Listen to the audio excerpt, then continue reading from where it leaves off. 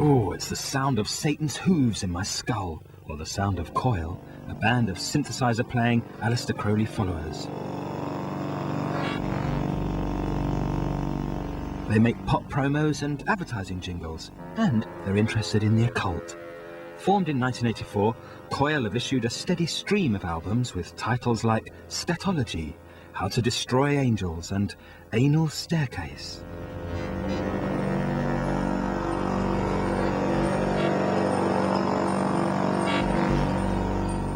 Their motto is ritual music for the accumulation of male sexual energy.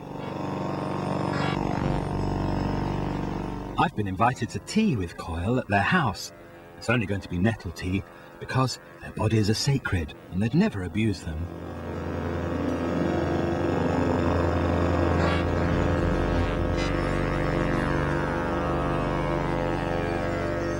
Culture almost rewards evil, or rewards bad behaviour, or rewards something a bit sort of over the top in the dark direction. People need somebody to do that stuff for them. And they say, okay, we'll have a certain allowance of evil people, and they'll be, you know, with, oh look, he's evil, he's evil. Iggy Pop, Charles Manson, Marilyn Manson, Eminem. Coil. That's it. 10 will do. Yeah, and we've chosen them, and now because we're too scared to be evil, we'll buy bits of evil from them, i.e. our records or our artworks or Damien Hirst's artworks. You know, they're buying artifacts from the artists who dare to live what they dare not live. Well, these are the charmingest occultists you could ever imagine. There's something about embracing the dark side nowadays. It's very close to embracing the light side in the Christian days. Rather than malignant intelligences, Coil are like lovely aunties who've had me round to tea. And yet, here is one of their artefacts, an album that's almost entirely devoted to a very well-known taboo. Why is there shit in your art form, in your idea of art? Why does it play such a prominent role? I shit every morning.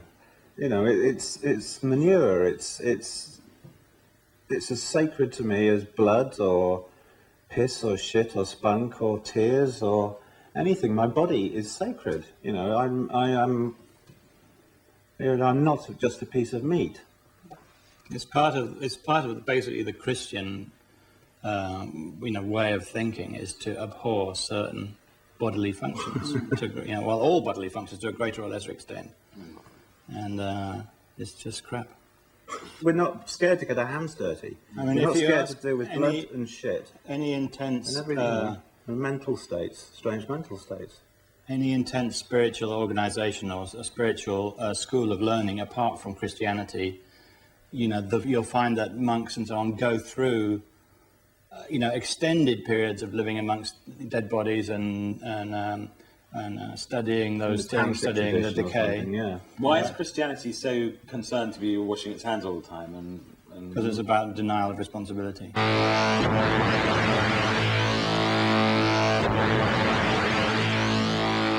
want to shake people out of their existence, out of their complacency and the fact that they may think that they know everything because they don't. Now, whatever that takes, we will do it. Huge loud noises and strobe lights going off for 15 minutes so people are absolutely terrified.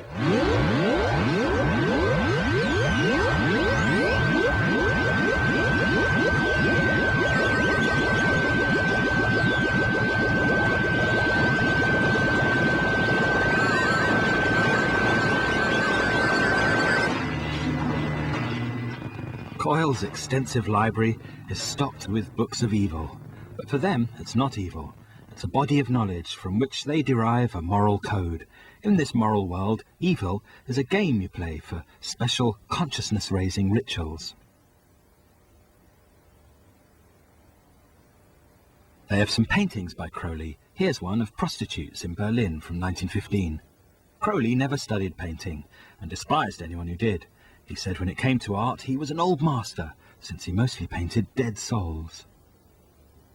You can divide people who are bad or wicked into two groups. One is those that are doing it, for publicity, and the other is the people that are simply following their own path regardless of the consequences. And Crowley was obviously the latter. You know, the fact of him doing all the things that he did was simply because he believed that was the right thing for him to do. Once he's given the chance to be Mr. Evil, he pretty much says, "Okay, I will." Sure. Well, the option is to say, you know, to wither away and hide. And he was not someone who would hide. He would face up to things. That's enough of the beast, who's not very beastly anymore. How about some sex?